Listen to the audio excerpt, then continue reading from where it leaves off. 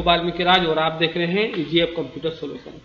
दोस्तों, पंचायत सचिव का ये मेरा आज चौथा वीडियो होगा और इस वीडियो में हम सीखेंगे कि हम लोग कंप्यूटर कौशल जांच एमएस वर्ड का एग्ज़ाम किस प्रकार से देंगे।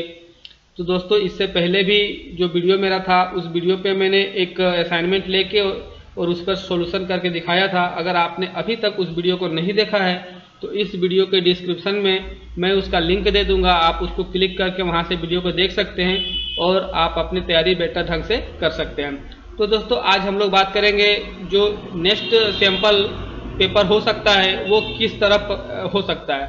तो आप जैसे कि स्क्रीन में आप देख पा रहे हैं कि यहाँ एक सैंपल पेपर मैंने लिखा हुआ है और इस सैंपल पेपर में कुछ ऑप्शन भी है, आप इसको पढ़ सकते हैं कि एमएस वर्ड पत्र का उपयोग कर आधिकारिक पत्र को फॉन्ट प्रकार कृति देव 10 के अनुसार पुनः प्रस्तुत करें। नीचे दिए गए प्रारूप और दिशा निर्देश और फाइल को सही प्रारूप में सहेजें। नमूने के अनुसार निम्नलिखित प्रदर्शन करें। कहने का मतलब है कि इस तरह का आपको एक नमूना दे दिया जाएगा और इस नमूने में जिस प्रकार से लिखा हुआ है आपको हूबहू उसी प्रकार से लिखना है। बस खास करके आपको ध्यान देना है कि जो इंस्ट्रक्शन होगा कि उसके लिए किस लाइन के लिए क्या फॉन्ट आपको रखना है और लाइन से लाइन के बीच में कितने लाइन का स्पेस होगा वो आपको ध्यान देना है। और ख़ास ध्यान देने वाली चीज़ है कि किस लेटर को बोल्ड किया गया है और किसको इटैलिक किया गया है, कौन सा पैराग्राफ जो है आपका अंडरलाइन और बोल्ड किया गया है, कहाँ पे बुलेट एंड नंबरिंग दिया हुआ है। तो यही जो खास चीज़ है आपको अपनी तैयारी में इसी पर ध्यान देना होगा। तो आपके सामने ये जो नोट दिख रहा है इसका जो पीडीएफ होगा या फिर इसका वर्ड का जो फाइल होगा उसका लिंक आपको मेरे फेसबुक में मिल जाएगा। तो इस वीडियो के नीचे मैं अपना फेसबुक आईडी का भी लिंक दे दूंगा, आप वहां से जाके पोस्ट में क्लिक करके और आप क्वेश्चन को डाउनलोड वहां से कर सकते हो आसानी से और प्रैक्टिस कर सकते हो। तो दोस्तों, आज ये जो सवाल आपको दिख रहा है यहाँ पर असाइनमेंट, चलिए इसको जल्दी से हम आगे बढ़ाते हैं। तो चलिए दोस्तों, इसको हम लोग सॉल्व कर लेते हैं जल्दी से। तो दोस्तों, जैसा कि आप स्क्रीन पे देख पा रहे हैं मैंने ऑलरेडी इसको पहले से टाइप करके रखा हुआ है, बट मैं सिर्फ आपको दिखा दूंगा कि मैंने यहाँ स्पेस का इस्तेमाल अभी तक नहीं किया है। तो बस यहाँ हम एक स्पेस लगा लेंगे और अलाइनमेंट यहाँ पे सेट कर देंगे। तो चलिए यहाँ पर हम सामाजिक सुरक्षा लाभ योजना को सबसे पहले तो हम इसको सेंटर में कर लेते हैं और सेंटर में करने के बाद यहाँ पर 1 स्पेस 2 स्पेस यहाँ पर 2 स्पेस ले लिए और जो मेरा नीचे का कंटेंट है वो हम नीचे लिख दिए। मैंने ऑलरेडी यहाँ पहले से ही इसको सेलेक्ट करके बोल्ड कर रखा है और इटैलिक भी किया है। ये आप देख सकते हैं, यहाँ बोल्ड हटा देंगे तो बोल्ड हट गया बट बोल्ड रहने देना है। इटैलिक यहाँ से सीधा हो गया, यहाँ से फिर से हम इटैलिक कर सकते हैं। इसको हमने अंडरलाइन कहाँ से किया था तो इसको सेलेक्ट करके यहाँ से आप यू लिखा हुआ देख सकते हैं, यहाँ से हमने अंडरलाइन दिया था तो यहाँ से अंडरलाइन हट भी सकता है और अंडरलाइन हम लोग दे भी सकते हैं। तो दोस्तों, ये तो हो गया इसका प्रैक्टिकल, जो यहाँ पे आपको नमूना दिया गया था उसका प्रैक्टिकल था। आप इसको अच्छे तरह से प्रैक्टिस कर लें या इस प्रकार से कोई दूसरा नोट लिख के आप प्रैक्टिस कर सकते हैं। बेसिकली अगर इस तरह से सवाल आएगा तो इसी तरह से होगा, या फिर इससे पहले वाला जो वीडियो में मैंने लेटर टाइप किया था उस लेटर के हिसाब से होगा। तो चलिए, अगर कुछ अलग तरह से और सवाल अगर आए वो किस प्रकार से होगा, तो दोस्तों मेरे पास एक सैंपल है, मैं आपको उसको दिखाना चाहता हूँ। तो चलिए फटाफट उसको आप देख लीजिए कि अगर आपका सवाल आए, सबको यहाँ पे तो इंग्लिश में लिखा हुआ है लेकिन ये हिंदी में लिखा हुआ हो सकता है। तो ध्यान देने वाली खास बात ये है कि यहाँ पर create the banner as given below, यानी कि नीचे 2 बैनर बनाया गया है। इस क्वेश्चन में आपको इस तरह का एक बैनर बनाना है और बैनर बनाने के बाद आप अंदर में देख सकते हैं किस तरह सा टेक्सचर कलर लिया हुआ है, आपको इस तरह से कलर देना होगा। और साथ ही साथ जो यहाँ पे लिखा हुआ है इस प्रकार से यहाँ पर JSSC एग्जाम भी लिखा हुआ हो सकता है। कहने का मतलब मेरा ये था कि इस तरह का बैनर आपको बनाने आ सकता है। तो इस तरह का बैनर का भी आप अच्छे से प्रैक्टिस कर ले। और अगर सेकेंड क्वेश्चन में गए तो यहाँ पे जरा सा पढ़ लेते हैं क्या लिखा हुआ है। यहाँ लिखा हुआ है reproduce the text with figure in the pattern as given below.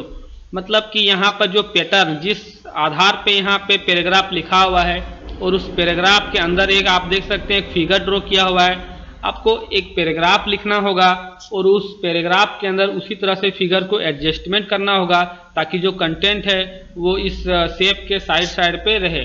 तो इसका प्रैक्टिकल हम लोग यहाँ पर अभी करके देखेंगे। तो चलिए हम लोग इसका प्रैक्टिकल करके देख लेते हैं ये, और इसका भी प्रैक्टिकल करके हम लोग देख लेते हैं। उसके बाद एक सवाल और भी है यहाँ पर, चलिए इसको भी पढ़ ही लेते हैं। यहाँ लिखा हुआ है reproduce the above text in newspaper style as given below. मतलब यहाँ जो भी टेक्स्ट लिखा हुआ है इसको न्यूज़पेपर स्टाइल में लिखना है। या न्यूज़पेपर का स्टाइल किस प्रकार का होता है, तो आप कोई भी न्यूज़पेपर रख लो, आप वहाँ पे जो भी चीज़ देखोगे, जो कोई भी न्यूज़, छोटा न्यूज़ हो या बड़ा न्यूज़ हो, वो कॉलम वाइज होता है। तो दोस्तों यहाँ पर कुछ खास नहीं किया हुआ है, यहाँ पर बस कॉलम सेट किया हुआ है। तो कॉलम को ही हम लोग कहते हैं न्यूज़पेपर स्टाइल। तो चलिए न्यूज़पेपर स्टाइल में भी हम लोग जान लेते हैं कि कैसे ये बनता है। तो वापस से हम वर्ड में पहुँचते हैं, और जो मेरा पैराग्राफ लिखा हुआ है हम इसी पैराग्राफ पे आपको प्रैक्टिस करके दिखाते हैं। तो सबसे पहले है कि हमें एक यहाँ पे फिगर वाला प्रैक्टिकल यहाँ पे कर लेते हैं। तो सबसे पहले फिगर लेने के लिए हम इंसर्ट टैब का इस्तेमाल करेंगे। इंसर्ट में जाने के बाद हम शेप में आएंगे, और शेप से यहाँ कोई भी शेप या फिगर जो भी है आप यहाँ से ले सकते हैं। आप यहाँ देख सकते हैं बिल्कुल वही वाला फिगर है जो मैंने अभी अभी देखा। तो आप यहाँ पर आपने जो भी मेरा पैराग्राफ होगा उससे मैच करता हुआ एक शेप ले लेंगे, उतना ही साइज का, ताकि ये ज़्यादा बड़ा ना हो। अब इस फिगर को हम इस जो लेटर टाइप किया हुआ है उसके बीच में रखेंगे। तो यहाँ ध्यान दे रहे हैं कि जो लेटर है वो मेरा पीछे छिप जा रहा है और उसके ऊपर शेप आ रहा है। तो हम इसको ही एडजस्टमेंट कैसे करेंगे वही सीखना है।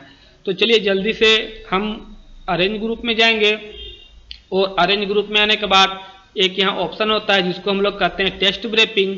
टेक्स्ट रैपिंग में जाने के बाद हम एक इस ऑप्शन पे क्लिक करेंगे जिसका नाम है स्क्वायर या फिर टाइट। आप टाइट भी कर सकते हो या स्क्वायर कर सकते हो। तो यहाँ पे वहाँ पे स्क्वायर किया हुआ था, तो हम यहाँ पर भी स्क्वायर करते हैं। अब आप देख सकते हैं वहाँ इसी तरह से जो है वो फिगर को एडजस्टमेंट किया गया था। तो ये हुआ मेरा पहला प्रैक्टिकल। अब आते हैं कि अब मैं इसको डिलीट करके नेक्स्ट जो प्रैक्टिकल था वो इसी पे दिखा देता हूँ। तो इसको हम वापस से डिलीट करते हैं। आपने देख लिया कि मैंने इसको कैसे एडजस्टमेंट किया और कहाँ से ये आया, तो इसको हम अब डिलीट कर लेते हैं। अब हम चलते हैं नेक्स्ट पे।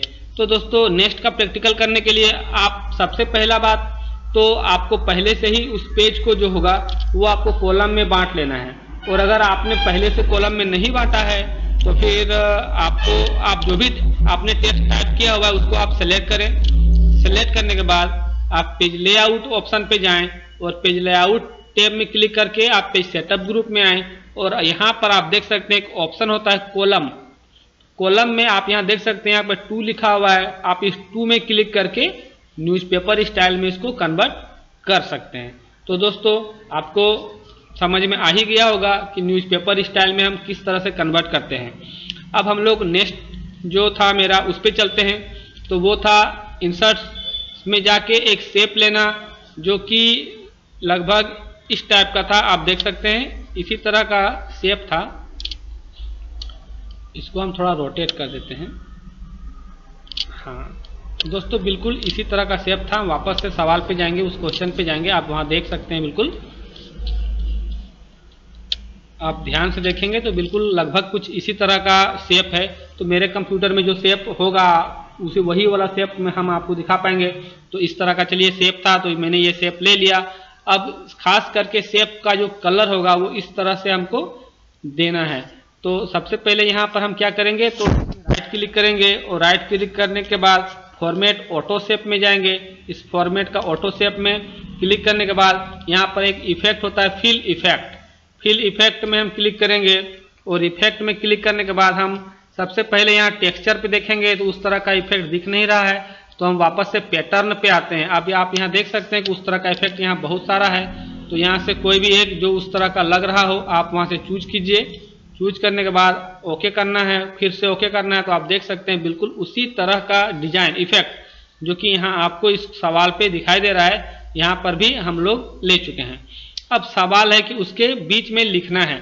तो दोस्तों लिखने के लिए इस पर खास करके आप राइट क्लिक कर सकते हैं और राइट क्लिक करने के बाद ऐड टेक्स्ट कर सकते हैं।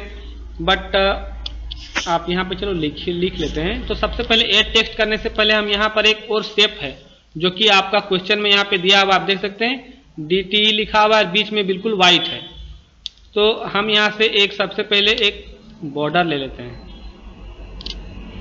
आप देख सकते हैं बॉर्डर जो है वह मेरा बिल्कुल वाइट है। अब यहाँ पर राइट क्लिक और ऐड टेक्स्ट करके आपको जो भी असाइनमेंट में लिखने को कहा जाए आप यहाँ पे JSSC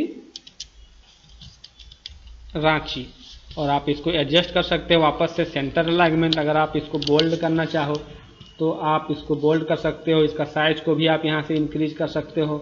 तो दोस्तों इस तरह से हम लोग एग्जाम में पेपर को सॉल्व करेंगे। तो मैंने आपको इससे पहले वाले जो वीडियो में एक लेटर को टाइप करना सिखाया था, इस पे मैंने एक अलग नमूने को आपको दिखाया, एक पैराग्राफ लिख के।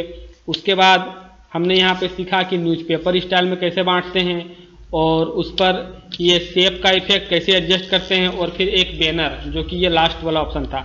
तो इसी तरह से आपको सवाल पूछे जाएंगे और आपको सॉल्यूशन करना है।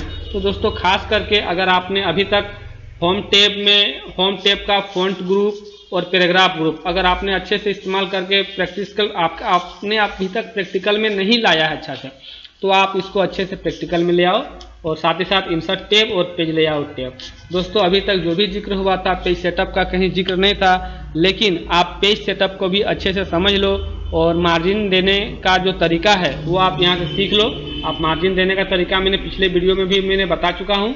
तो आप यहाँ से मार्जिन, ओरिएंटेशन और साइज, तो आप ये यहाँ से प्रैक्टिस कर लें। तो दोस्तों आज का ये वीडियो आपको कैसा लगा आप प्लीज़ कमेंट करें, शेयर करें। तो दोस्तों मिलते हैं एक नए वीडियो में। तो आज के लिए बस इतना ही। Thank you.